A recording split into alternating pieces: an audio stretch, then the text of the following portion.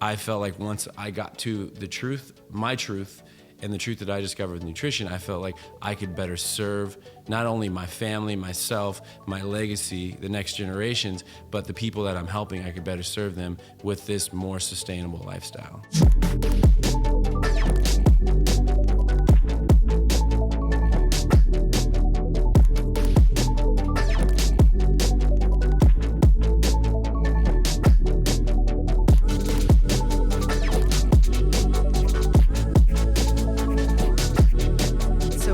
Here with Rajiv Harry, who is a friend of mine and a wonderful person, and also fitness and nutrition educator. And Rajiv, tell us a little bit about your background and what you do out in the public, and sort of how you're serving people these days.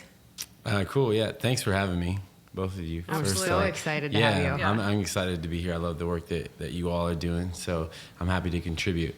I'm a health and wellness coach.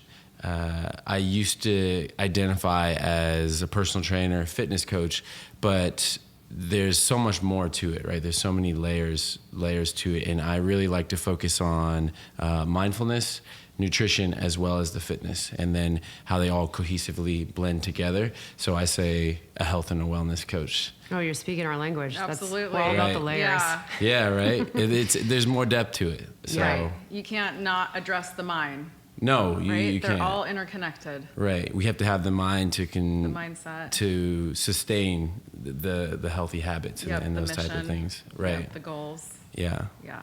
And nutrition is a big part of that education that you do for people, right? Yes. You're a chef as well? Yes, I was a chef in my past life. Heck yeah. That's helpful. Yeah. I bet your vegetables taste good. I make them taste very good, yes. I keep it simple, though. You have to, right? It's so much prep. Yeah, you do.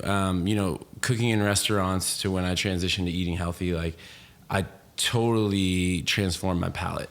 There's lots of salts, a lot of oils, and all those things, and I feel like taking on a minimalistic approach to food is where I'm at right now, and what I teach as well. Yeah, that's fantastic. So what do you eat for breakfast?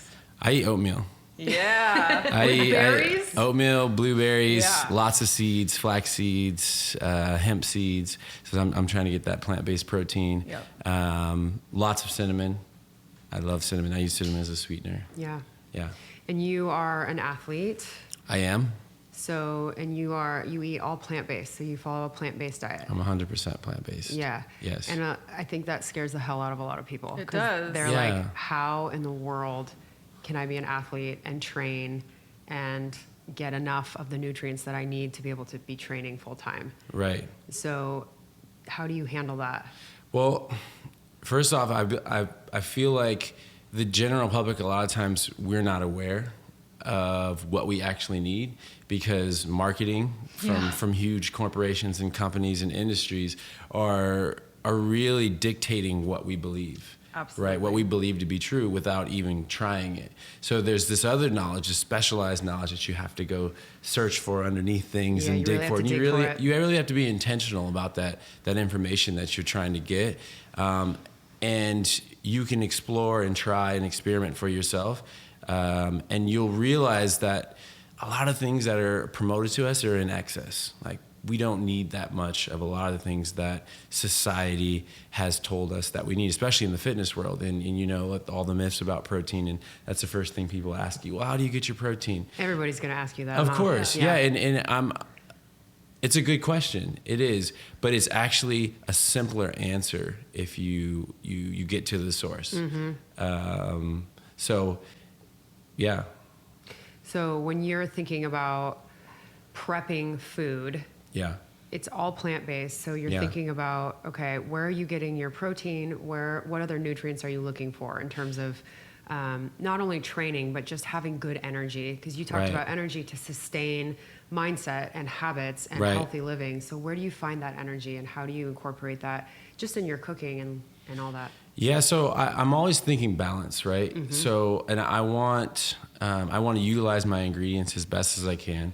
So when you have a meal, right? So we're thinking macronutrients, right? Yep. Carbohydrates, That's what I was just proteins, gonna ask fats, you, yeah. right? But in plant-based nutrition, what a lot of people don't think about is micronutrients, right? The vitamins and the minerals. Yep. So everyone's taking supplements, right? Everyone's taking vitamin C and all these things. But if we're eating a variety of foods, we want to get those micros, those really important micronutrients, those minerals and those vitamins. And then, so I'm thinking balance, I'm always going to have like a complex carbohydrate. And depending on training, so there are times where more simple carbohydrates are necessary, like the white rices, the pastas, Yep.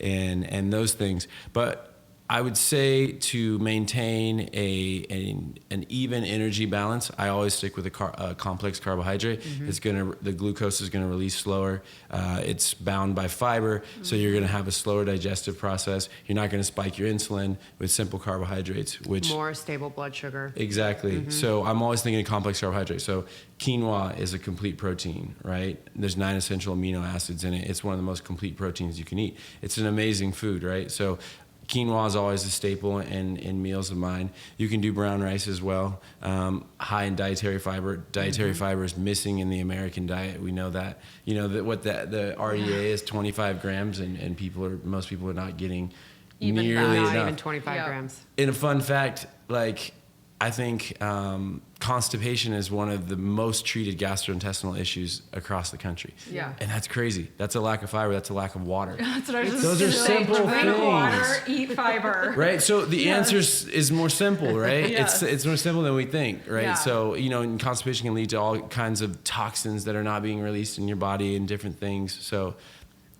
keep Yeah. it simple. Yeah. And Okay. bowel movements are a really good sign of how well your body is responding to the food. Yeah, digestion, that you've given metabolism, It, right? yeah. People are like, oh my God, I can't believe you're asking me about my poop. And it's really important You gotta because be it's real going to about tell you if what you're eating is working for you or not. Yeah. Yeah, digestion's huge. Yeah. So, okay, and then vegetables, and everything has protein in it, right? Like we just don't know. So, broccoli is really high in protein. Spinach is really high in protein. Peas are really high in protein. And people are thinking about those really obvious high protein sources Yeah. like meats and fish and eggs, and they're Yeah. totally misunderstanding that all of these vegetables Yeah. have protein content. Right. Well, because marketing and society has told us that we need 40 grams in a sitting, right? And that's not necessarily true. Well, and different foods are categorized as a protein, right? Right. So people are thinking in terms of the labels and the categories that things are put in. Yeah. And it's not so black and white. It's not. Yeah. So Well- you have your complex carbohydrates. Yes. You have your protein. Protein. And So, then what about and healthy fats? And then healthy fats, I'm doing a lot of nuts and seeds. So there's some good ways to get some omega-3 fatty acids in plant-based protein. So I'm thinking like hemp seeds, flax seeds. What else is there? And also like an algae oil would be good to supplement for people who are missing those omega-3 fatty acids. So.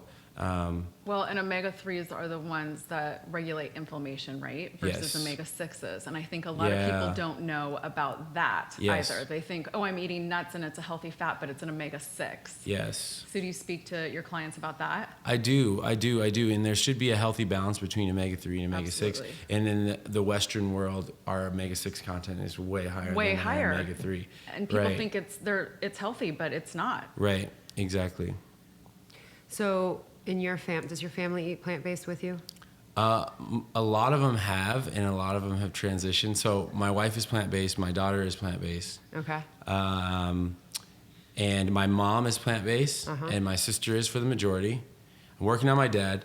And one of the main reasons I want to share this with you guys, one of the main reasons why I went plant-based was because of the correlation between the overconsumption of animal product and chronic and metabolic disease. Yeah. So on my dad's side, diabetes is very prevalent.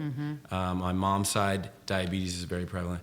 And we're talking about type 2. We're not talking about autoimmune. We're talking about lifestyle, acquired, preventable things.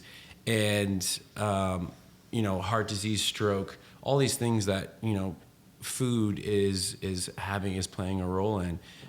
So that was a big part of the reason why, because I felt like once I got to the truth, my truth, and the truth that I discovered with nutrition, I felt like I could better serve not only my family, myself, my legacy, the next generations, but the people that I'm helping, I could better serve them with this more sustainable lifestyle. We talk so much with patients about different types of ways of eating. Yeah. We don't even really call them diets because people get really confused about the word Right. diet. Mm-hmm. So in terms of specific ways of eating, we work with a lot of patients who have very specific needs. And one of our ways of approaching it is, you need to really find what's going to work best for your body. Yes. But one of our universal truths that Sarah and I speak to all the time is eat vegetables. Yeah. Have so many plants in your diet. Always, always, always having the plants. Yeah. And that's just something that I think people neglect to they don't have a full understanding of actually how many plants you need and why it's so important in terms of the phytonutrients and the micronutrients. One of the roadblocks for people is how. Yeah. How do I do that? Yeah. Because we could say it all day long, and a big part of our job is also to coach people on how to incorporate that. And so that's what we spend a lot of time doing.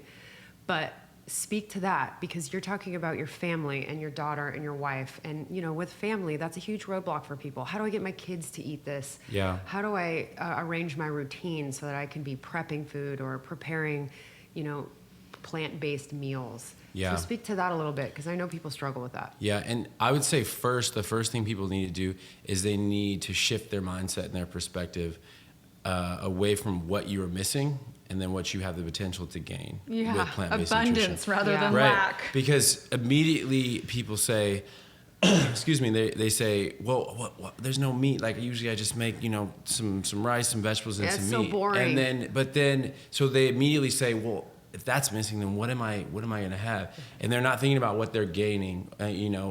More positive energy balance.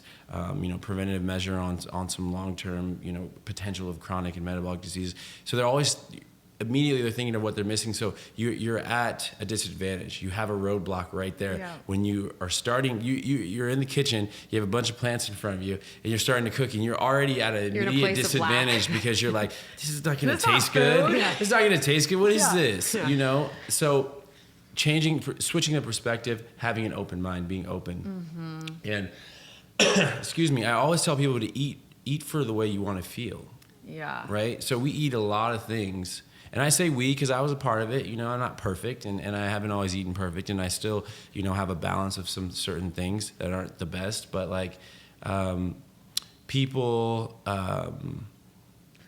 Nothing feels better. Nothing tastes better than feeling good. Exactly. Right? I always say food can be fuel or Yes. food can be poison. Yes. And people are like, God, that's harsh. I'm like, Right. I know. Yes. And it also feels terrible to be putting food into your body that doesn't make you feel good. Right? Yeah. Yeah, and it's like changing that relationship with food, right? Yes. Yeah, so is it nourishment or is it like satisfying some maybe emotional craving? Yeah, what do you care about? Do you care about feeling really good, or do you want to walk around Just like feeling tired and irritable and feeling like crap, basically? Exactly, yeah. So the mindset. Yes, so that's the first thing. And then I'd say be creative. There's a lot of research, there's a lot of resources out there. I've created a lot of plant-based recipes, and keep it simple and minimalistic. So one-pot meals are awesome. Yeah. Kids love fruits and vegetables, so they can always eat raw fruits and vegetables.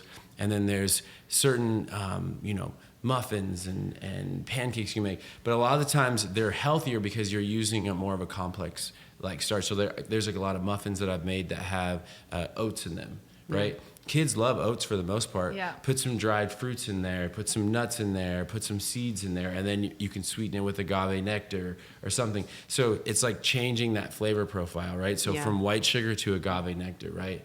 Like something like that simple where it's a better sugar for you. And their palate starts to change as well. Yeah. I mean, you spoke to that. Your palate changed over time when you got out of restaurants and started cooking at home. I'm sure that happens for your daughter as well. Yeah. Through practice, we can change anything, right? Yeah. That's so true. So if I'm not a runner and I go out and run tomorrow, it may not feel great.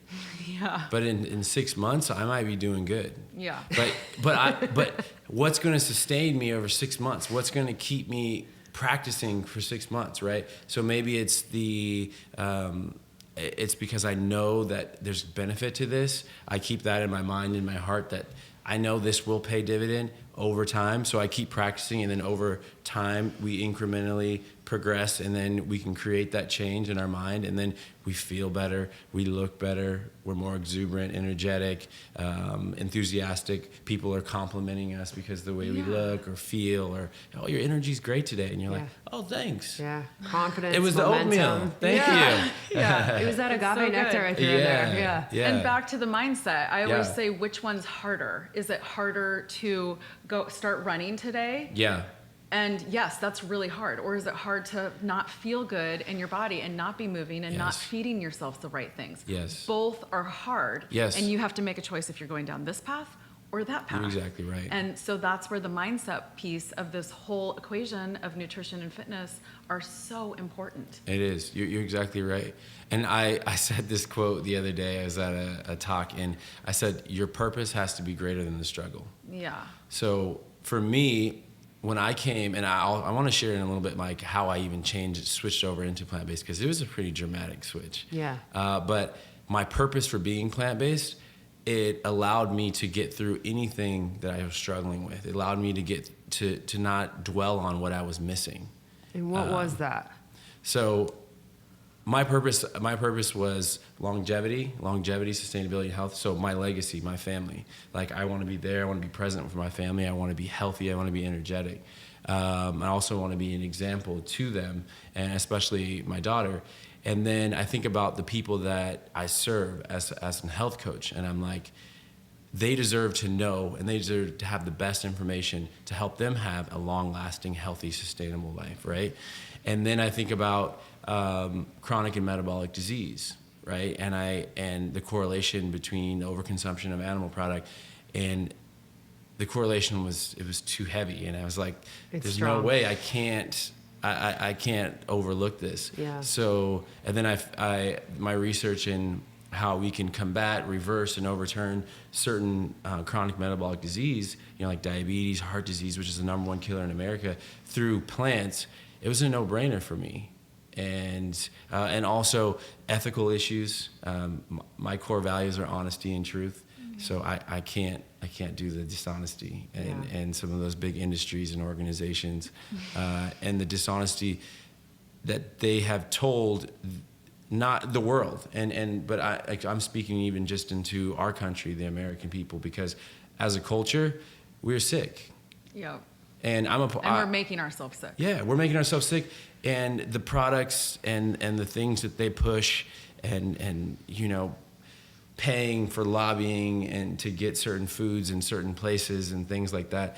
I couldn't, be along for the ride for that. Yeah, I mean, we're cutting ourselves at the knees with that system, with a really busted system. Yeah, well, and people don't even realize, because like you said, the marketing and the way the grocery store looks, the whole interior of the grocery store is full of packaged food that says the words natural and healthy and low fat and all these things that we've come to believe are important, but it's not necessarily true of that food, right? Yeah, it's unfortunate. And as you said earlier, you really have to dig for this information. I mean, it is a somewhat specialized information because it's not mainstream. Right. And it's hopefully going to be trending that way sometime in the near future. Yeah. But from childhood, we are given messages about, honey nut O's and how they're healthy because they have fiber and calcium. Yep. Fortified Says it all with over calcium. the box. Yeah. Yeah. So I want to ask you a little bit about this idea of sort of pushback that people might give you, or anyone who is choosing to sort of buck the mainstream system and say, I'm going to go this route because of my purpose and my values, and I'm going to eat in this specific way, because that is another roadblock that our patients really struggle with, and something that we have to speak to often is you really have to choose what is best for you based on your values and your purpose. Yeah. And getting clear on your purpose is something that we always start with for people, and you already spoke to that beautifully. Yeah. Talk a little bit about that, what that feels like, especially when you started out. Yeah. So I always encourage people to attach their goals to something very personal, right? So you talk about purpose, like that's how you discover your purpose, because it's your reason why. And we hear the why. The why is out there, right? Simon Sinek, love his stuff. Yeah. It's like why? Because we speak it's like to that a lot. It's what you believe, right? So like what drives you. Yeah, you have to discover that. So for me, like my reason for change was so deeply interpersonally connected that's enough. That's enough. But for some people, they can do it for a week, and that purpose isn't strong enough, and then they fall off the wagon. Yeah, just because they want to fit the smaller jeans. It's not a good enough reason. Yeah. Yes. So I get that. So I get hey, I have a wedding to go to in a few months, and I'm like, great. That's not enough. Yeah. We might not be the right fit. Yeah. And I had to weed some of those people out. I love them, all you guys out there. But no, at the same time, it's like, and my perspective changed too as a fitness coach from how do you want to look versus like longevity. How do you want to feel? Health. How do you want to feel? What's your mission? Yeah. Like all those types of things. And for me, like you were saying, like that pushback, I tell people to find a balance. So I am not a mean vegan by any means, right? And I don't think you have to be 100% vegan or plant-based to benefit from the power of plants. And I say if you are adding more plants and you're subtracting some of the other things, I think you're doing yourself a great service. You're doing the environment a great service. So it's not going to look perfect right away. So some people get caught up on that. They're like, I could never go vegan. And it's like, well, could you incrementally go plant-based over time? Because can you crowd it out a little bit? Exactly, because can you add in more plants, subtract some of the harmful, highly inflammatory foods that you're eating? Processed, preservative-laden foods. Yeah, high in saturated fats, some of those foods. Could we subtract some of those? Not all of them. We don't want to scare anyone, right? Subtract some of those. We add in some more fresh foods and all those things, right? And then you make the choice, right? They'll start to say, wow, like, I'm not even really missing the meat anymore. I get that a lot. They're like, I cut it back, and I don't miss it that much. Like I don't think about it that much. It's like because it's an afterthought. You no longer have your mind conditioned that you need it because now you see over time that your health is sustaining. Satiated. Yeah, I'm satiated. I feel good. My energy's good. I'm sleeping better. Exactly. Is there anybody that you see that this doesn't work for? As far as like the whole plant-based lifestyle, well.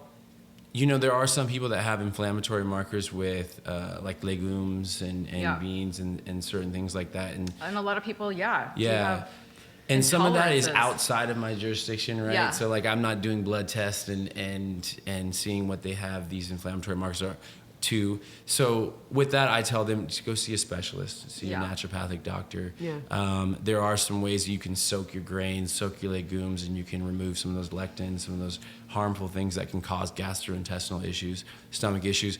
But for the most part, there's ways around it. Yeah. So yeah. What are some of your favorite dinners for you and your wife and your daughter? So staples. I love wraps. So like I make wraps and this is my new thing. My daughter calls them burritos. She's like, how many burritos are you gonna eat tonight? Because I eat a lot, right? It's like plants. But like we'll get like a brown rice wrap, or we have these like ivory teff wraps. And my wife actually has a gluten intolerance. Okay. So we go to a restaurant and it's like vegan, gluten free, and people are looking at you. But in Portland, it's pretty cool. Though, it is. They got something for you everywhere. Doable. Yeah, and for myself, primarily I stay away from gluten. In its more natural form, it's fine. But like processed gluten, I stay away just because it's been known to be an inflammatory marker, and I don't always feel great when I have a lot of it. So we love wraps. So we're always doing like rice and beans. We love avocado, salsas. And we make bean cakes. So I have this recipe for bean cakes. I'll share it with you. You can share it with your community. Good. Yeah. And it's oats, it's beans, it's shredded zucchini, it's nutritional yeast. Nutritional yeast is an excellent ingredient in recipes. So good. A good source of B vitamins. And it's also a good binding ingredient, and it has that kind of like cheesy, nutty flavor. Yeah. So there's that. So we eat bean cakes a lot. So is a bean cake, are you literally going to put it together and then fry it like a pancake? No, so you bake it. You bake it. No frying. No frying. So, I meant like saute it. Or like pan-seared or something. No, so you put it all in the food processor, blend it up, and then you just scoop it onto a baking sheet and you bake it. and they're amazing, and they're very versatile. You know, you can change up the sauce that you like put on it like throughout the week, you know. And again, like I used to be a chef and I used to cook like such a variety of things, but I eat so simplistic. Yeah. And it's just because of like what I've adopted, right? And I can't expect everyone to eat like me, so I do say, hey, variety, eat a variety of foods, try different recipes, all those things. Yeah, that's cool. Yeah, we do a lot of bowls. Yes, would be like Buddha bowls. Yeah, like soccer night when the kids are running around and my husband's running around. It's like rice and beans and salsa and avocado and vegetables and a little dressing. Yeah, everybody can just build their own and it's fantastic. I love that. Yeah. You alluded to your transformation and how it's kind of a big deal. Yeah. But I didn't actually let you get to that. Okay. What was that all about? So, like I said, I was a chef for 10 years, and honestly, like I was known as the meat man because we cooked tons of protein. Everything was like protein centric, and I was known for cooking the protein perfectly, like the steak, the roast, like these big, huge things. And growing up, like protein, like meat, animal meat was like very prevalent in our household. I was literally like chicken and rice guy. Like I'd eat like half of a chicken, and I was a kid, and like with rice, and that was it. Like hold the vegetables. And it wasn't even like I hated vegetables. I was like, I just don't need them right now. I got all this chicken and rice. All this protein. Right? Yeah. And then before I got into triathlon, I was a bodybuilder. And I did men's physique, bodybuilding. So it wasn't the big, huge guys. So it was about symmetry and shape and the board shorts. But I ate like the big guys. And I ate 6 meals a day with 6 to 8 ounces of animal protein. So I'm eating upwards of 300 grams a day of animal protein. Well, lots of people say that's what you're supposed to do. Yeah, just right? egg whites, so many egg whites. Egg whites and steak and chicken, fish, every protein you could imagine. I was eating it in every meal. Like you're just constantly eating all day. Right. And it was when I started to have a change of heart in the sport, actually. I was having a change of heart in the sport, and I was saying, this just seems very singular. It doesn't seem like it's supporting my message and my mission. And I was just like, after this season, I'm done, and it was all these things kind of came to a head at once. And then my wife, and I had studied nutrition at this point. Like I'm certified through a number of different companies, but they're saying the same thing, right? Yeah. It's interesting. Animal protein. Yeah, they're like, they're saying the same thing. And then my wife and I actually came across the documentary What the Health. And we watched it. I'm like, oh my God. Like she went plant-based the next day. Right? And so this is like August, September. And you're having like an identity crisis. Yeah, no, and I'm just like, what the hell? Why would they lie to people? Like, I'm like, why are they just totally. Like, I'm upset. Like, and I didn't go plant-based the next day, but what I did is I started researching. Yeah. I just got deeper and deeper into the research. I found some of the top researchers and doctors in plant-based nutrition. I just started diving into their research because I wanted proof, right? I wanted to know why, how. You want the information behind it. You're not just going to do it. Well, and then I kind of then it takes me back to the motive and the agenda of these big organizations and industries. And I'm like, well, that makes sense. They have a product to sell. They have a lot of it to sell to a lot of us. So I'm like, that's why they're lying to us. And then I'm like, they can do that. They can publish an article and pay scientists to release results that are not true to support their argument. And I'm like, I was shocked. I was angry. I was like, that's the power that people have in this industry. And so what I did was I cut back. So I did what I encourage people to do.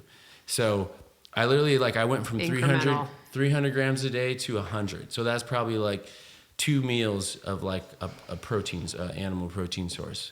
And I did that for like 3 to 4 months. And then it got to 3 to 4 months later, and I was just like, I'm not even missing anything. Like, what do I'm holding on to it for I don't know what reason, like that one portion of chicken. Yeah. And I was just kind of holding on to it. And then eventually I was like, I just don't need this. And just to continue, I just continued to educate myself and practice and help others and encourage others. And it made me so much stronger in my belief towards that. And then also being the experiment myself. Yeah. Well, and to hear your story is going to be so helpful to the listener, and to know that there's different ways that you can do it. Yeah. You are absolutely an inspiration, and thank you. Listening to you and hearing, you know, everything that you've been through, because we all start somewhere, right? Right. You didn't start here. I did not. But it's so cool to hear where you started and then where you ended up. Yeah. So it's been really great talking to you. Yeah, I'm happy to be here. This is cool. It's an honor to have you with us, and I just appreciate you coming and telling your story, because we talk a lot about the power of story and how that can help give people the courage to make changes in their own lives towards better health. So for sure. Thank you so much for being with us today. Awesome.